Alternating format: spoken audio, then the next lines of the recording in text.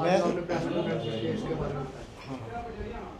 मैं Kartar Chand Dubey, member PH employees united front.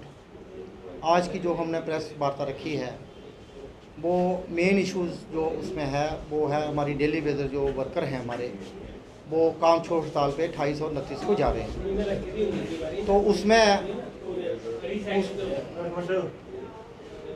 उसमें हमने परमानेंट एम्प्लॉयज़ ने एक मीटिंग की है और उस मीटिंग में बहुत सारे ये सुझाव आए हैं कि इन वर्करों को मॉरल सपोर्ट जो है वो देनी चाहिए। तो हमने एक यूनानी मजलिस में फ़ैसला लिया है कि हम इन वर्करों के लिए, जो हमारे वर्कर हैं, इनके लिए हम मॉरल सपोर्ट जो है वो दे रहे हैं 28 और 29 को। और इसके साथ साथ जो हमारे परमानेंट कर्मचारी हैं, हमारे बहुत से बर्निंग इशू हैं। डिमांड्स हमारी कोई नहीं है, हम नई डिमांड कोई सरकार से नहीं कर रहे हैं। बर्निंग इशू हैं, जैसे कि हमारा DPC का इशू है।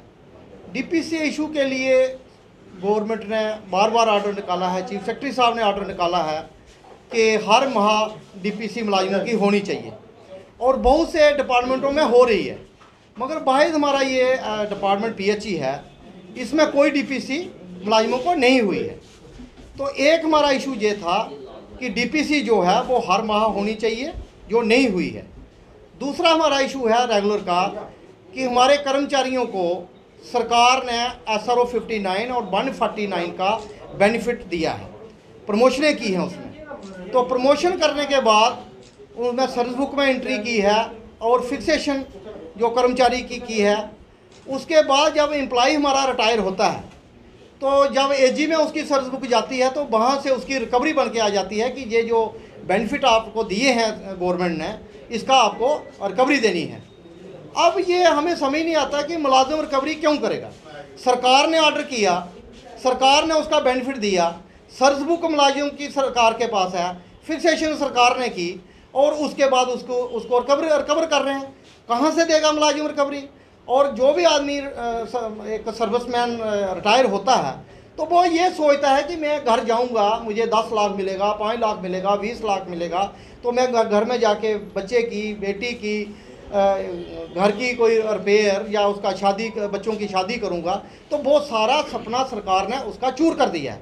तो हम इसमें आपके माध्यम से सरकार को ये कहना चाहते हैं कि जो आपने, अगर आज की डेट में आप रिटायरमेंट के ऊपर कह रहे हो कि गलत बेनिफिट है, तो हम सरकार से अपील करते हैं कि गलत बेनिफिट दिया है आपने, सेटल करके जितने मुलाजिमों को मिला है वो वन टाइम सेटल करके किसी को रिकवरी ना हो और आगे के लिए इन दोनों SRO को बैन कर दो, किसी को और बेनिफिट ना दिया जाए।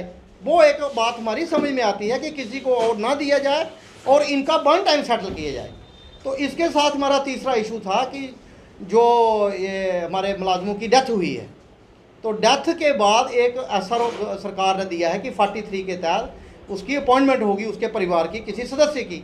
मगर 6 साल से यहाँ ऑर्डर पेंडिंग पड़े हैं, चाहे वो सेक्टर लेवल के ऊपर है, चाहे वो चीफ इंजीनियर लेवल के ऊपर है, तो वो ऑर्डर इशू नहीं हो रहे हैं। तो हम ये आपके माध्यम से ये भी कहना चाहते हैं कि वो ऑर्डर जो है 43 वाले वो जल्दी इशू किए जाएँ। और चौथा था हमारा कि हमारा जो रिक्रूटमेंट रूल था 380, तो उसमें बहुत सारी कैटेगरियाँ ड्रॉप हो गई थी SRO में। तो डिपार्टमेंट ने बार बार सरकार को लिखा कि हमारी जो सैंक्शन पोस्टें हैं वो इसमें ड्रॉप हो चुकी हैं, इसमें ऐड अप किया जाए उनको।